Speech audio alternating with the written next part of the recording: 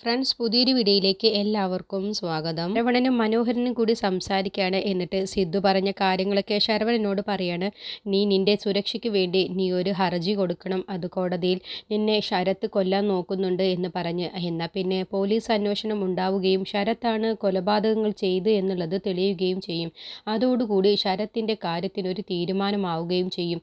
നീ ഇങ്ങനെയുള്ള സത്യങ്ങൾ വിളിച്ചു പറഞ്ഞതുകൊണ്ട് നിനക്കൊരു ആപത്ത് വന്നുകൂടല്ലോ, അതുകൊണ്ടാണ് ഇങ്ങനെ ഒരു തീരുമാനം എന്നൊക്കെ പറയുമ്പോൾ ശരവണൻ പറയാണ്, എനിക്കങ്ങനെ ഒരു പേടിയുമില്ല, എനിക്ക് മരിക്കാനും ഒരു ഭയവുമില്ല. പക്ഷേ ഞാൻ ചെയ്തു കൂട്ടിയ തെറ്റുകൾക്കെല്ലാം തന്നെ എനിക്കും ഉണ്ടാകുമല്ലോ ഒരു ശിക്ഷ. അത് അനുഭവിക്കാതെ എനിക്കും ഈ ഭൂമിയിൽ നിന്നും പോവാൻ കഴിയില്ലല്ലോ എന്ന് പറഞ്ഞപ്പോൾ, അല്ല ശരവണ, നിന്നെ ദൈവം ഒരിക്കലും കൈവിടില്ല. നീ ചെയ്ത തെറ്റിന് നിനക്ക് നല്ല കുറ്റബോധമുണ്ട്. അങ്ങനെ പശ്ചാത്താപമുള്ളവരെ ഒന്നും ഒരിക്കലും ദൈവം കൈവിടില്ല. ദൈവം നിന്നെ രക്ഷിക്കുക തന്നെ ചെയ്യും. അതുകൊണ്ട് നീ ഞങ്ങൾ പറഞ്ഞതുപോലെ ചെയ്യണം എന്നൊക്കെ പറഞ്ഞ് ശരവണയെ കൊണ്ട് ഹർജി കൊടുത്ത ശേഷമാണ് മനോഹരൻ നേരെ വീട്ടിലേക്ക് പോകുന്നത്. പിന്നീട് ശരത്ത് ശരവണനെ വിളിക്കുകയാണ്. എന്നിട്ട് ശരവണ, നീ എവിടെയെന്ന് ചോദിക്കുമ്പോൾ, എടാ ശരത്തെ, നീ എന്നെ തപ്പിയിട്ട് ഒരു കാര്യവുമില്ല. ഞാനിപ്പോൾ എൻ്റെ നാട്ടിലാണ്, തമിഴ്നാട്ടിൽ. നിന്നെ എനിക്കൊന്ന് കാണണമല്ലോ. എനിക്ക് നിന്നെ കാണാൻ താല്പര്യമില്ല. കാരണം നീ എന്നെ കാണുന്നത് എന്തിനാണെന്നുള്ളത് എനിക്ക് നല്ലതുപോലെ അറിയാമല്ലോ. നിന്നോടൊപ്പം ഒരുപാട് കാലം ജോലി ചെയ്തതല്ലേ ഞാനും. നിൻ്റെ സ്വഭാവം എന്താണെന്നുള്ളത്, നീ എന്താണ് ഉദ്ദേശിക്കുന്നത് എന്നുള്ളതൊക്കെ എനിക്കറിയാം. നീയും ഞാനും ഇനി നേരിൽ കാണും. അത് എന്നാണെന്നോ, നീ സെൻട്രൽ ജയിലിൽ കിടക്കുന്ന സമയത്ത് നിന്നെ കാണാൻ വേണ്ടി ഞാൻ വരും. അതുവരെ നീയും ഞാനും തമ്മിൽ കാണില്ല എന്ന് പറഞ്ഞപ്പോൾ, അല്ല അങ്ങനെ പറഞ്ഞ് നീ വെക്കല്ലേ ശരവണ, നിന്നോട് എനിക്കൊരു കാര്യം കൂടി ചോദിക്കാനുണ്ട്. എന്താടാ ശരത്തെ? നീ മനോഹരനെ കണ്ടിരുന്നു? ആ കണ്ടിരുന്നു. ആ എങ്കിൽ ശരി, എന്താ നീ ചോദിച്ചത്? ഒന്നുമില്ല എന്ന് പറഞ്ഞ് ശരത്ത് ഫോൺ വെക്കുകയാണ്. പിന്നീട് പ്രഭാവതിയുമായി ശരത്ത് സംസാരിക്കുകയാണ്. എന്നിട്ട് പറയാണ്, എൻ്റെയും നിത്യയുടെയും വിവാഹത്തിന് തടസ്സമായി നിൽക്കുന്നത് മനോഹരനാണ്. അതുകൊണ്ട് ഇനി മനോഹരൻ്റെ കാര്യത്തിൽ ഒരു തീരുമാനമെടുക്കണമെന്ന് പറഞ്ഞപ്പോൾ പ്രഭാവതി പറയണേ, എടാ ശരത്തെ, നീ ഓരോ കാര്യങ്ങൾക്കും എടുത്തു ചാടിയാണ് ഓരോന്നും ചെയ്യാറ്. അതുപോലെ നീ വെറുതെ വിഡ്ഢിത്തരം കാണിക്കാൻ നിൽക്കണ്ട. ഇല്ല അമ്മേ, ഞാൻ എല്ലാ കാര്യങ്ങളും നല്ല ആലോചിച്ചിട്ട് തന്നെയാണ് ചെയ്യാറുള്ളത്. അതുകൊണ്ട് ഞാനൊരു തീരുമാനം എടുത്തിട്ടുണ്ട്. ആ മനോഹരനാണ് ഇപ്പോൾ എനിക്ക് തടസ്സമായി നിൽക്കുന്നത്. അതുകൊണ്ട് ഞാനൊരു കാര്യം തീരുമാനിച്ചിട്ടുണ്ട് എന്ന് പറഞ്ഞിട്ടാണ് ശരത്തും വീട്ടിലേക്ക് പോകുന്നത്. പിന്നീട് ദേവികയും മനോഹരനും കൂടി സംസാരിക്കുകയാണ്. എന്തായി കാര്യങ്ങളെന്ന് ചോദിച്ചപ്പോൾ, ശരവണനെ കൊണ്ട് ഹർജി കൊടുപ്പിച്ചിട്ടുണ്ട്, ഇനിയിപ്പോൾ എല്ലാ കാര്യങ്ങളും പോലീസ് ഏറ്റെടുത്തോളം എന്ന് പറഞ്ഞപ്പോൾ ദേവിക പറയണേ, എന്തായാലും അവൻ ഇതിൽ നിന്നും രക്ഷപ്പെടാനൊന്നും പോവുന്നില്ല അച്ഛാ. ഇനി പോലീസുകാരെങ്ങാനും സഹായിച്ചെങ്കിലുള്ളൂ എന്ന് നിത്യ പറഞ്ഞപ്പോൾ, അതൊന്നുമില്ല മോളെ, പോലീസുകാർ ഒരിക്കലും അവനെ സഹായിക്കില്ല. കാരണം അവൻ 2 പോലീസുകാരെയാണ് കൊന്നിട്ടുള്ളത്. ഒന്ന് നടേശനെയും ഒന്ന് റൂബിയെയും. അതെന്തായാലും അവർ തെളിയിക്കാതിരിക്കില്ല. ഇതോടുകൂടി ശരത്ത് എന്താകുമെന്ന് തന്നെയാണ് എനിക്ക് തോന്നുന്നത്. പക്ഷേ എല്ലാവരും പറയുന്നത് പോലെ എൻ്റെ സുധിയേട്ടനെയും എൻ്റെ അച്ഛനെയും കൊന്നത് അവനാണെന്നല്ലേ എല്ലാവരും പറയുന്നത്. അത് സത്യമാണോ എന്നാണ് എനിക്കറിയേണ്ടത്. അങ്ങനെ സത്യമാണെങ്കിൽ പിന്നെ ഒരു നിയമത്തിനും ഞാൻ അവനെ വിട്ടുകൊടുക്കില്ല. അവൻ ഒരിക്കലും ചിന്തിക്കാത്ത ശിക്ഷ തന്നെയാണ് ഞാൻ അവന് കൊടുക്കുന്നത്. അതിന് ഞാൻ അവനെ നിയമത്തിന് വിട്ടുകൊടുക്കില്ല എന്ന് പറഞ്ഞപ്പോൾ നിത്യയ്ക്ക് അങ്ങ് പേടിയാവണം. അപ്പം മനോഹരൻ പറയണ, മോളെ, നീ വെറുതെ എടുത്തു ചാടി ഓരോന്ന് ചെയ്യാൻ നിൽക്കണ്ട. ശരത്തിൻ്റെ കാര്യമൊക്കെ ഇനി പോലീസുകാർ നോക്കിക്കോളും. പിന്നെ ഞാനിപ്പോൾ എല്ലാ സത്യവും അറിഞ്ഞിട്ടുണ്ട് എന്നുള്ളതും നമ്മുടെ നീക്കം എന്താണെന്നുള്ളതും ശരത്ത് ഉറപ്പായും മണത്ത് മനസ്സിലാക്കാൻ സാധ്യതയുണ്ട്. അതുകൊണ്ട് എല്ലാവരും ഒന്ന് കരുതിയിരിക്കണമെന്ന് പറഞ്ഞപ്പോൾ ദേവികയും പറയണം, അത് അച്ഛൻ പറഞ്ഞത് ശരിയാണ്, നമ്മളെല്ലാവരും ഇനി ഒന്ന് കരുതിയിരിക്കണം. അതല്ല, അവനെല്ലാ സത്യവും അറിഞ്ഞു കഴിഞ്ഞാൽ ഈ വീട്ടിൽ നിന്നും രക്ഷപ്പെടാനും സാധ്യതയുണ്ട് എന്ന് പറഞ്ഞപ്പോൾ ദേവിക പറയണ, ഇല്ല, അവൻ ഒരിക്കലും രക്ഷപ്പെട്ടു പോവുകയൊന്നുമില്ല. പക്ഷെ അവൻ വേറെ എന്തെങ്കിലും ചതി പ്രയോഗിക്കാനാണ് സാധ്യത. അതുകൊണ്ട് നമ്മളെല്ലാവരും ഒന്ന് കരുതിയിരിക്കണം. ശരത്തിനെ കുറിച്ച് പറയാണ്. പിന്നീട് വിശാലിനെ ഡിസ്ചാർജ് ചെയ്യുന്ന കാര്യം നിരഞ്ജൻ കാഞ്ചനയോടും വിശാലിനോടും വന്ന് പറയാണ്. അപ്പോൾ വിശാൽ പറയണേ, ഡിസ്ചാർജ് ചെയ്യുന്നു എന്ന് കേട്ടപ്പോൾ എനിക്ക് സന്തോഷമല്ല തോന്നുന്നത്, എനിക്ക് സങ്കടമാണ്. കാരണം ഇനി ശ്രുതിമോളെ എനിക്ക് കാണാൻ കഴിയില്ലല്ലോ. അല്ലെങ്കിൽ എല്ലാ ദിവസവും ശ്രുതിമോളെ എനിക്ക് കാണാമായിരുന്നു എന്ന് പറഞ്ഞപ്പോൾ നിരഞ്ജൻ പറയണേ, അത് നീ വിഷമിക്കൊന്നും വേണ്ട, അതിനൊക്കെ എന്തെങ്കിലും ഒരു വഴി നമുക്ക് കണ്ടെത്താം. അപ്പോൾ കാഞ്ചന പറയണേ, ഏട്ടൻ സമ്മതിക്കായിരുന്നെങ്കിൽ വീട്ടിലേക്ക് കൊണ്ടുപോകായിരുന്നു. ഇതിപ്പോൾ ഏട്ടൻ സമ്മതിക്കില്ലല്ലോ എന്ന് പറഞ്ഞപ്പോൾ നിരഞ്ജൻ പറയണം, അത് ഒരിക്കലും സാറ് സമ്മതിക്കില്ല. അതിനെക്കുറിച്ചൊന്നും ആൻറ്റി എന്തായാലും സംസാരിക്കാനേ പോവണ്ട. എന്തായാലും നിരഞ്ജൻ്റെ കാര്യമൊക്കെ ഭംഗിയായിട്ട് തന്നെ വക്കീൽ നോക്കിക്കോളും എന്ന് പറഞ്ഞപ്പോൾ, അതിന് വക്കീലൊന്നും നോക്കണ്ട, ഞാൻ തന്നെ മോനോടൊപ്പം പൊയ്ക്കോളാം. അതൊന്നും വേണ്ട, അമ്മ എന്നോടൊപ്പം വരണ്ട. അത് കേട്ടപ്പോൾ കാഞ്ചനയ്ക്ക് വിഷമാവണം. നീ എന്താണ് അങ്ങനെ പറഞ്ഞത്? അതെനിക്ക് എന്തുമാത്രം അധികം വിഷമായിരുന്നോ എന്ന് പറഞ്ഞപ്പോൾ, അമ്മയ്ക്ക് വിഷമാവാനൊന്നുമല്ല, അമ്മ ഇപ്പോൾ എന്നോടൊപ്പം വന്നാൽ ശരിയാവില്ല. വക്കീൽ തന്നെ എൻ്റെ എല്ലാ കാര്യങ്ങളും നോക്കിക്കോളും എന്ന് പറയണേ. എങ്കിൽ നീ ഒരു വിവാഹം കഴിക്കാൻ ഇനിയെങ്കിലും ഒന്ന് ശ്രമിക്കടാ. നീ നീ എന്തിനാണ് ഇങ്ങനെ ഒറ്റയ്ക്ക് കഴിയുന്നത്? ഈ അമ്മ മരിച്ചു പോകുന്നതിൻ്റെ മുന്നെയെങ്കിലും നിനക്കൊരു വിവാഹ ജീവിതം ഉണ്ടാവണമെന്ന് ഞാൻ ആഗ്രഹിക്കുന്നുണ്ട്. ഒരു കുടുംബജീവിതം ഞാൻ ആഗ്രഹിക്കുന്നുണ്ട്. അപ്പോൾ നിരഞ്ജ നീ ഒന്ന് പറഞ്ഞ് മനസ്സിലാക്ക് എന്ന് പറഞ്ഞപ്പോൾ വിശാൽ പറയുന്നത് അതിനൊക്കെ സമയമുണ്ട്. അമ്മ ഇപ്പോൾ അതിനെക്കുറിച്ചൊന്നും ചിന്തിക്കേണ്ട എന്ന് പറയാണ്.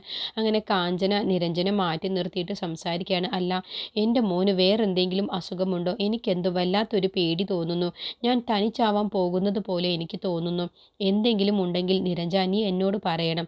ഇല്ല ആൻറ്റി, വിശാലിന് ഒരു കുഴപ്പവുമില്ല. വിശാലിനിപ്പോൾ മാനസികമായിട്ട് വല്ലാത്ത കുറ്റബോധമുണ്ട്. അതിൻ്റെ ഒരു പ്രശ്നമാണ്, അല്ലാതെ ഒരു പ്രശ്നവുമില്ല എന്ന് നിരഞ്ജ. അവനോടൊരു വിവാഹം കഴിച്ച് ജീവിക്കാൻ അവനോടൊന്നും നീ പറഞ്ഞൂടെ? എല്ലാത്തിനും അതിൻ്റെതായ സമയമുണ്ട്. എൻ്റെ മനസ്സൊന്ന് ശരിയാവട്ടെ, അത് കഴിഞ്ഞാൽ ആൻറ്റി പറഞ്ഞതുപോലെ തന്നെ ഞാൻ വിശാലിനോട് സംസാരിച്ചോളാം എന്ന് പറഞ്ഞ് കാഞ്ചനയെ ആശ്വസിപ്പിച്ച ശേഷം നിരഞ്ജൻ അവിടെ നിന്ന് പോവാണ്. അപ്പോഴും കാഞ്ചനയുടെ മനസ്സിൽ എൻ്റെ മോന് വേറെന്തെങ്കിലും അസുഖമുണ്ടോ എന്നുള്ള ഒരു വിഷമം വരുന്നുണ്ട്. പിന്നീട് പ്രേമയും ചന്ദ്രയും കൂടി സംസാരിക്കുകയാണ്. അപ്പോൾ ചന്ദ്ര വിശന്നിട്ട് ഭക്ഷണം കഴിക്കുന്ന സമയത്ത് പ്രേമ പറയാണ്, നീ എന്താടി ഭക്ഷണം കഴിക്കുകയാണ്? അതേ പ്രേമിച്ച്, എനിക്ക് വിശന്നിട്ടാണ്. ഇപ്പം നീ കഴിച്ചോ, പക്ഷേ ഇനി മുതൽ നീ ഇവിടെ നിന്ന് കഴിക്കരുത്. നീ തന്നെ നിനക്ക് ഭക്ഷണം വേണമെങ്കിൽ ഉണ്ടാക്കി കഴിച്ചോളണം, അല്ലാതെ ഞാൻ ഉണ്ടാക്കിയ ഭക്ഷണം നീ കഴിക്കണ്ട. ഈ ഭക്ഷണം കഴിക്കൽ കഴിഞ്ഞ ഉടനെ തന്നെ ഞാൻ പറഞ്ഞ എല്ലാ ജോലികളും നീ ചെയ്തിരിക്കണം എന്ന് പറഞ്ഞ് പ്രേമ ചന്ദ്രയോട് ദേഷ്യപ്പെട്ടിട്ട് പോകുന്ന സമയത്ത് ചന്ദ്ര പറയണേ, എന്തിനാണ് പ്രേമിച്ച് എന്നോട് ഇങ്ങനെ പെരുമാറുന്നത്? എന്നോടൊരു ദയ കാണിച്ചൂടെ എന്ന് ചോദിക്കുമ്പോൾ, നീ ഞങ്ങളോട് ആരോടും ഇതുപോലെ ദയ കാണിച്ചില്ലല്ലോ. ഇപ്പോൾ നീ അഭിനയിക്കൊന്നും വേണ്ട. ഇനി നീ ഇവിടെ നിന്നും എത്രയും പെട്ടെന്ന് എൻ്റെ സിദ്ധുവിൻ്റെ ജീവിതത്തിൽ നിന്നും ഇറങ്ങിപ്പോവണം. അതാണ് ഞങ്ങളുടെ എല്ലാവരുടെയും ആഗ്രഹം.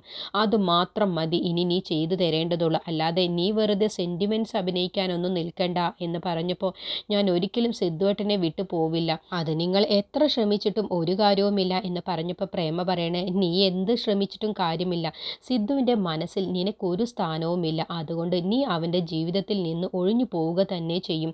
സിദ്ധുവിൻ്റെ മനസ്സിൽ ആരാണെന്നുള്ളത് നിനക്കറിയാലോ. അതാ ദേവികയാണെന്നുള്ളത് എനിക്കറിയാം. അവൾ വലവീശി പിടിച്ചിരിക്കുകയല്ലേ. അതേലോ, അത് നിനക്ക് മനസ്സിലായല്ലോ. പിന്നെ എന്തിനാണ് സിദ്ധുവിൻ്റെ ജീവിതത്തിൽ നീ കടിച്ചു പിടിച്ച് നിൽക്കുന്നത്? പിന്നെ നീ ചെയ്തു കൂട്ടിയ പ്രവൃത്തികൾക്കൊന്നും തന്നെയും സിദ്ധു ഒരിക്കലും നിനക്ക് മാപ്പ് തരികയുമില്ല. അത്രമാത്രം അധികം ക്രൂരതകളല്ലേ നീ ചെയ്തു കൂട്ടിയത് ഞങ്ങളുടെ ജീവിതത്തിലേക്ക് കടന്നു വന്ന ശേഷം. അത് പിന്നെ സിദ്ധു ദേവികയെ മനസ്സിൽ കൊണ്ട് നടക്കുന്നത് കൊണ്ടല്ലേ എനിക്ക് സിദ്ധുവേട്ടനെ ഭർത്താവായിട്ട് എനിക്ക് തനിച്ച് കിട്ടണം. അതിന് വേണ്ടിയിട്ടാണ് ഞാൻ ഇങ്ങനെയൊക്കെ ചെയ്തത്. നീ എന്നിട്ട് ഇങ്ങനെയൊക്കെ ചെയ്തിട്ടും അവൻ്റെ മനസ്സിൽ വല്ല മാറ്റവുമുണ്ടോ? ഇല്ലല്ലോ. ദേവിക തന്നെയല്ലേ അവൻ്റെ മനസ്സിലുള്ളത്. അതുകൊണ്ട് നീ ദേവികയുടെ സ്ഥാനത്ത് ഒരിക്കലും വരാൻ പോകുന്നില്ല. അതുകൊണ്ട് മര്യാദക്ക് നല്ലതുപോലെ സിദ്ധുവിൻ്റെ ജീവിതത്തിൽ നിന്നും ഇറങ്ങിപ്പോവാൻ നോക്ക്. ഭക്ഷണം കഴിച്ച ശേഷം ബാക്കിയുള്ള പണികളൊക്കെ തീർക്കാൻ നോക്ക് എന്ന് പറഞ്ഞങ്ങ് പ്രേമ പോവാണ്. അങ്ങനെ സിദ്ധുവിൻ്റെ അച്ഛൻ പ്രേമയുമായിട്ട് പിന്നീട് സംസാരിക്കുകയാണ്. എന്താ നീ ചന്ദ്രയോട് ഭക്ഷണം കഴിക്കരുത് എന്നെന്തെങ്കിലും നീ പറഞ്ഞിരുന്നോ? ഓ, അപ്പോഴത്തേക്കും അവൾ അച്ഛനോട് ഇക്കാര്യം വന്ന് പറഞ്ഞോ? നീ എന്തിനാണ് അങ്ങനെയൊക്കെ പറയാൻ പോകുന്നത്? ഒരാൾ ഭക്ഷണം കഴിക്കുന്നതിനൊന്നും ഇങ്ങനെ പറയരുത്. ഞാൻ അവളോട് ഭക്ഷണം കഴിക്കണ്ട എന്നൊന്നും പറഞ്ഞിട്ടില്ല അച്ഛാ. അവൾക്ക് വേണ്ട ഭക്ഷണം അവളോട് തന്നെ ഉണ്ടാക്കി കഴിക്കാനാണ് ഞാൻ പറഞ്ഞത്. പിന്നെ അച്ഛൻ അവളെ കണ്ണും പൂട്ടി വിശ്വസിക്കൊന്നും വേണ്ട. അവളിവിടെ ചെയ്തു കൂട്ടിയതൊക്കെ അച്ഛന് നല്ലതുപോലെ അറിയാവുന്നതല്ലേ. അവൾ അതിന് നല്ലവളാണെന്നൊന്നും ഞാൻ പറയുന്നില്ല. പക്ഷേ കുറച്ച് ദയ കാണിച്ചൂടെ എന്നാണ് ചോദിക്കുന്നത്. അവളോട് ദയ കാണിച്ചാലേ അവസാനം നമുക്കെല്ലാവർക്കും അവൾ വിഷം തന്നങ്ങ് കൊല്ലും. പിന്നീട് ഇതുപോലെ അച്ഛൻ എന്നോട് സംസാരിക്കാൻ അച്ഛനും ഞാനും ജീവനോടെ ഉണ്ടാവില്ല. അതുകൊണ്ട് അച്ഛൻ അവളെ കണ്ണും പൂട്ടി വിശ്വസിക്കേണ്ട. എത്ര കിട്ടിയാലും അച്ഛൻ എന്താ കാര്യങ്ങളൊന്നും മനസ്സിലാവാത്തത്? സിദ്ധുവിൻ്റെ ഒരേ ലക്ഷ്യം അവൾ നല്ലതുപോലെ ഈ വീട്ടിൽ നിന്ന് അങ്ങ് ഒഴിഞ്ഞു പോവുകയാണെങ്കിൽ പെട്ടെന്ന് ഡിവോഴ്സ് കിട്ടും. അതല്ല, അതിനവൾ സമ്മതിക്കുന്നില്ലെങ്കിൽ കേസ് കൊടുക്കാൻ തന്നെയാണ് സിദ്ധു തീരുമാനിച്ചിട്ടുള്ളത്. അത് സിദ്ധു മാത്രമല്ല, ഈ വീടിൻ്റെ എല്ലാവർക്കും കൂടിയാണ്. അവൾ എത്രയും പെട്ടെന്ന് ഈ വീട്ടിൽ നിന്നും ഒഴിഞ്ഞു പോവണം. അത് മാത്രമാണ് എല്ലാവരുടെയും പ്രാർത്ഥനയും ലക്ഷ്യവും. അതുകൊണ്ട് അച്ഛൻ ഇപ്പോൾ അതിനെക്കുറിച്ചൊക്കെ സംസാരിക്കാതെ മരുന്ന് കുടിക്കാൻ നോക്ക് എന്ന് പറഞ്ഞ് പ്രേമ പോവുകയാണ്. പിന്നീട് ദേവിക മനോഹരനോടും നിത്യയോടും എൻ്റെ സുധിയേട്ടനെയും അച്ഛനെയും കൊന്നത് അവനാണെന്നുള്ളത് എല്ലാവരും പറയുന്നത് പോലെ അതാണ് സത്യം എന്നുള്ളത് എനിക്കറിയണം. അതറിഞ്ഞാൽ പിന്നെ അവനെ ഞാൻ ഒരിക്കലും നിയമത്തിന് വിട്ടുകൊടുക്കില്ല എന്നൊക്കെ പറഞ്ഞ സമയത്ത് മനോഹരൻ പറയണം, മോളെ നീ വെറുതെ വിഡ്ഢിത്തരം കാണിക്കാൻ നിൽക്കണ്ട. എന്തായാലും ശരത്ത് രക്ഷപ്പെടാനൊന്നും പോകുന്നില്ല.